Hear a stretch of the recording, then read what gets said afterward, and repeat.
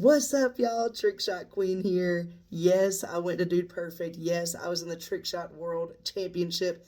It was absolutely insane. But I wanted to make this video to share a couple things that you probably didn't know about. So here we go. 5 things you probably didn't know about when it came to the Trickshot World Championship. Number 5. My partner, who is Adam. This guy right here. So you probably already know I'm a solo trickshot artist.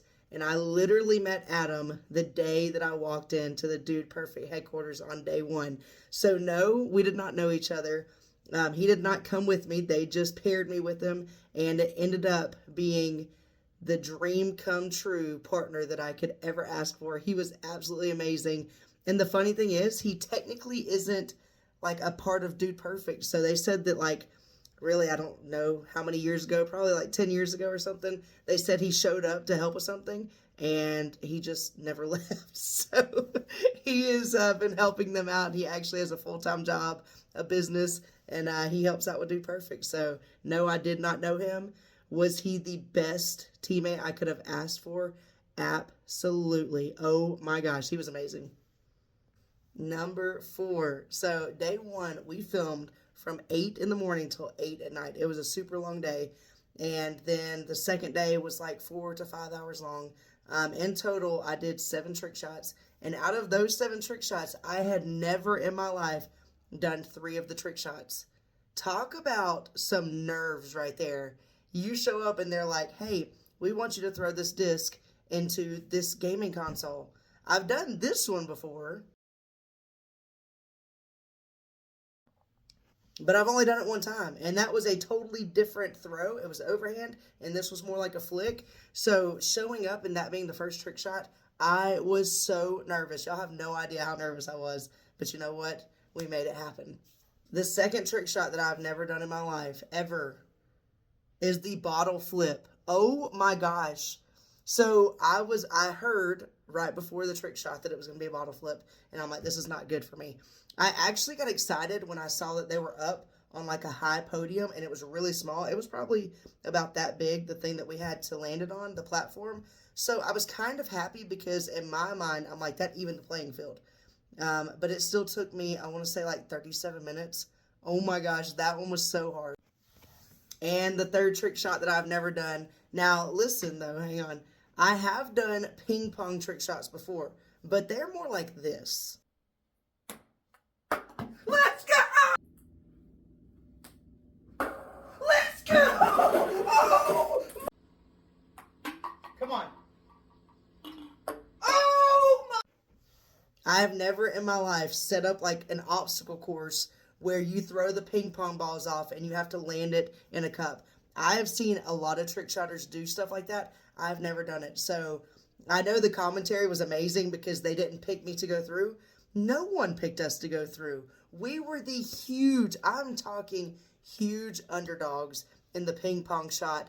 And I'm sure you saw me. I got emotional because, again, it was like against all odds that we moved on. That was so emotional. And honestly, that was my favorite part of the entire competition, was making it through on the ping pong shot because Adam was huge for us. And again, we had no business moving on, and we were like the true underdog story right there.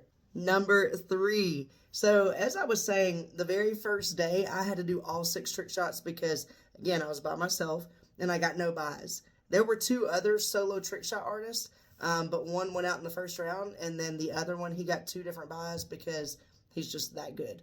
So the next day, the second day, I woke up, and when I tell y'all, I could barely walk.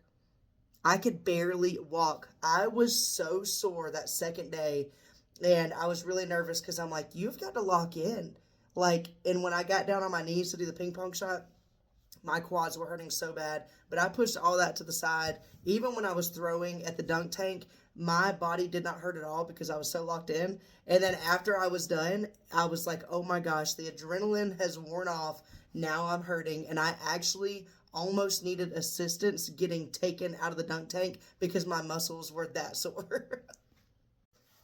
Number 2, so going back to the dunk tank, it was crazy because when they first, so they always went over the rules before they started the cameras rolling. So they gave us like a sheet of paper, and we had to read the rules, and then a guy would come and then he would read the rules so that we knew exactly what was going to happen.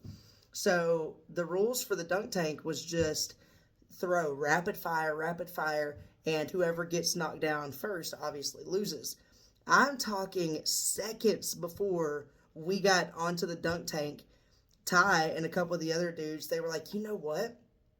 It would be really cool and like build up the suspense if we threw one at a time. So the game plan that I had was rapid fire. I had to throw that out the window. I had to clear my head and say, okay, we have to go one at a time. So that was a split second decision right before the camera started rolling. So myself and That'll Work, we had to change our strategy completely. And one. So this is just my opinion. The contestants, the other guys that were there, were absolutely amazing. They were such genuine people, and not just the other competitors, the contestants, everyone. The dudes are as genuine as they look on camera. They were absolutely amazing. They would strategize with me. They would ask how I was feeling. Like, they just made me feel so at home. And everyone that worked for them was amazing. When I tell you these people worked their tails off the entire 2 days, and then they had to edit everything in 2 weeks, y'all, we had so much footage. At any time, there was like 1 to 5 cameras on me. They had to go through all that footage in 2 weeks and get all of that into 29 minutes. Like, I don't think that people get enough credit behind the scenes, but man, they do a lot. And again, it was just a great experience, and it was absolutely amazing. All right, that's the 5 things that I wanted to share with y'all.